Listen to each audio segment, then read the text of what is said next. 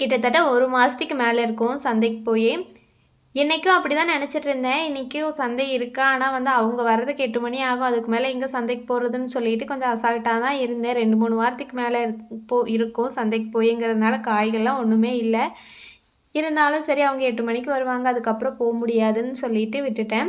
அப்புறம் பார்த்தோன்னா 4 மணிக்கு அவங்க வந்துட்டாங்க. சரி இன்றைக்கி என்ன வேலை இருந்தாலும் இருக்கிற வேலையெல்லாம் விட்டுட்டு ஃபஸ்ட்டு சந்தைக்கு போயிட்டு வந்துட்டு தான் மறு வேலை அப்படின்னு சொல்லிட்டு ஃபஸ்ட்டு அவங்க வந்த உடனே போய் குளிச்சுட்டு வந்து கிளம்பியாச்சு.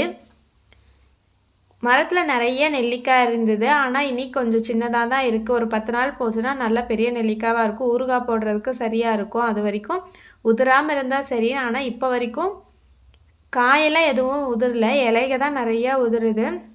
வெறும் இலைகளாக இருக்கும், அப்போல்லாம் காய் இருக்காது. இப்போ வந்து நெல்லிக்காய் சீசன் போல் நிறைய நெல்லிக்காய் இருந்தது. எப்போவுமே அவங்க நெல்லிக்காய், மாங்காய் அதெல்லாம் அவங்க விரும்பி சாப்பிட மாட்டாங்க. கொய்யாக்காய் அதெல்லாம் சாப்பிட மாட்டாங்க. நான்லாம் அது மாதிரி ஐட்டம் தான் ரொம்ப விரும்பி சாப்பிடுவேன்.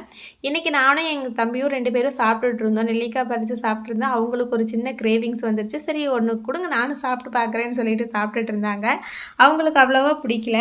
ஒரு நெல்லிக்காய் மட்டும்தான் சாப்பிட்டாங்க. நான்லாம் ஒரே டைமில் 10 நெல்லிக்காய் கொடுத்தா கூட அசால்ட்டாக சாப்பிட்ருவேன்.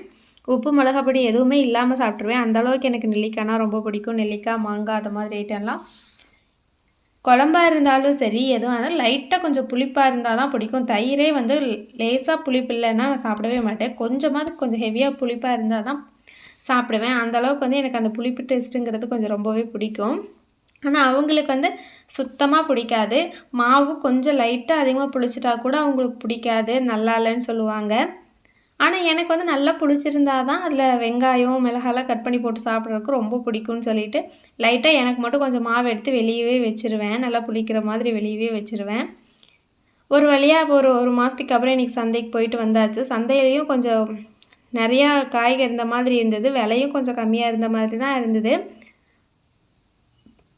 நாங்கள் போகிறப்ப நல்லா வெளிச்சமாக இருந்த மாதிரி இருந்தது, பகல் மாதிரி இருந்தது. ஆனால் சந்தைக்கு போகிறப்ப நல்லா இருட்டாயிருச்சு. எப்படியோ ஒரு வழியாக ஒரு 7 மணிக்குள்ளே காய்கறி வாங்கிட்டு வீட்டுக்கும் வந்துட்டோம்.